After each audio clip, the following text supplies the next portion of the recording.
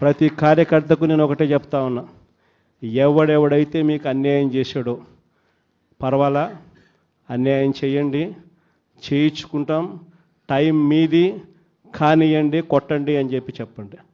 ఆడు ఎవడు ఏం చేస్తా ఉన్నాడో పేరు రాసుకోండి. రెడ్ బుక్ అని నేను చెప్పను, కానీ పేరైతే రాసుకోండి. మీరు ఏ బుక్లో రాసుకున్నా పర్వాలా,